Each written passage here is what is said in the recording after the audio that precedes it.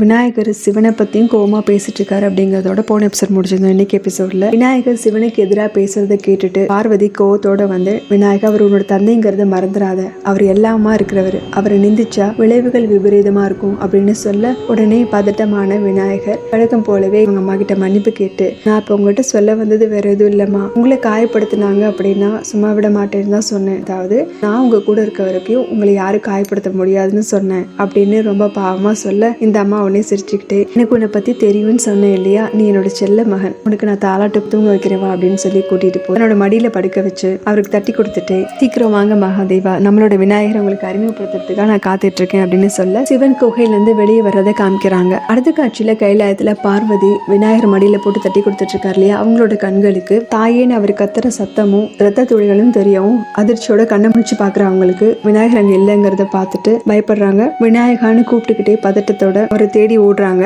இவங்களோட குரலை கேட்டுட்டு அங்க வர சிவகணங்களும் வந்து என்ன விஷயம் விசாரிக்கவும், விநாயகர் எங்கேயுமே காணோம் அப்படிங்கிறாங்க. நீங்க கவலைப்படாம இருங்க, நாங்க போய் தேடுறோம் அப்படின்னு அவங்களும் கிளம்புறாங்க. இப்ப பார்வதி, சிவகணங்கள், நந்தினி எல்லாருமே அவரை தொலைவ ஆரம்பிக்கிறாங்க. கண்ணீரோட விநாயகர் எங்கேயாவது பாத்தியா நந்தினி திரும்ப கேட்கிற பார்வதி கிட்ட, விநாயகர் எங்கேயுமே பார்க்கலாமான்றாரு. அப்படின்னு பார்வதி, நந்தி ஒருவேளை அவன் அப்படின்னு சொல்லிக்கிட்டே ஏதோ நினைப்போட மேற்கொள்ள போய் பாக்குறாங்க.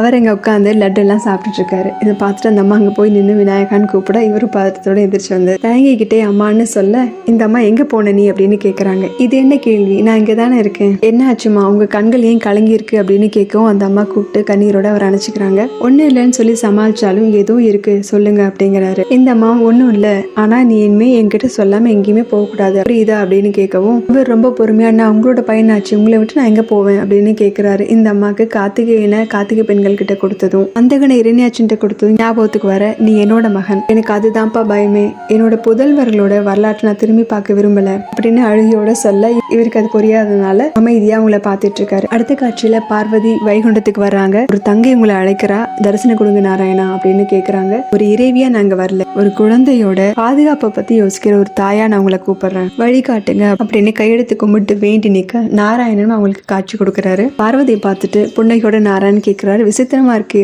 ஒரு புத்திர பாக்கியம் கிடைச்ச சந்தோஷத்துல இருப்பேன்னு நினைச்சேன், ஆனா நீ கவலையில இருக்கிற அப்படின்னு கேட்கவும், இவங்க உங்களுக்கு எல்லாமே தெரியும் இல்லையா, எதுக்கு அந்த கேள்வி கேட்கறீங்க நாராயணான்னு கேக்குறாங்க. நாராயணனும் சொல்றது உண்மைதான், ஆனா ஒரு தாயோட எண்ணம் இருக்கு இல்லையா, அது இந்த 3 தெய்வங்களுக்கும் அப்பாற்பட்டது. அதுலயும் அந்த தாய் மகா கௌரியா இருந்தார்னா சொல்ல வேணும், இதுக்கு சொல்லு மகா காளி, கவலைக்கான காரணம் என்ன அப்படின்னு கிண்டலா கேட்கவும், பார்வதியும் பதட்டம் குறையாமலே சொல்றாங்க, என்னோட பையனோட பாதுகாப்பை பத்தி நான் இப்ப பயப்படுறேன், கார்த்திகேயன் அந்தகன் கதை மாதிரி இதுவும் ஆயிடக்கூடாது, 2 முறை என்னோட தாய்மை இழந்து இப்போ என்னோட குழந்தைய நானே வளர்க்குற உரிமையை அடைஞ்சிருக்கேன், அதனால காக்கும் கடவுளான உங்ககிட்ட என் பையனோட பாதுகாப்புக்காக வேண்டி நிற்கிறேன் அப்படின்னு கேட்கவும், இவரு அதுக்கு நீ புத்திர பாதுகாப்பு யாகம் செய்யணும், ஆனா ஞாபகம் வச்சுக்கோ, இந்த யாகம் முடியிற வரைக்கும் நீ யாகக்குண்ட முன்னாடிதான் உட்கார்ந்துருக்கணும், அப்போதான் இந்த யாகம் முழுமையடையும், இடையிலே நீ எழுந்துட்ட அப்படின்னா இந்த யாகம் முழுமையடையாது அப்படின்னு ஒரு எச்சரிக்கையும் சொல்ல, பார்வதி அதுக்கு என்னை நம்புங்க, இந்த யாகத்துல எந்த பாதகமும் வராது, நாளைக்கு காலையில இந்த யாகத்தை துவங்கிறேன், அந்த யாகம் முடிஞ்சதும் விநாயகன் என் கூட நிரந்தரமா இருந்துருவான் அப்படின்னு முழு நம்பிக்கையோட சொல்ல, நாராயணன் அதை வருத்தத்தோட பார்த்துட்டு இருக்காரு. இதோட இந்த எபிசோட் முடியுது. அந்த எபிசோட்ல பார்க்கலாம். சேனல் லைக் பண்ணுங்க, ஷேர் பண்ணுங்க, சப்ஸ்கிரைப் பண்ணுங்க, பெல் பட்டனையும் பிரஸ் பண்ணுங்க. தேங்க்யூ.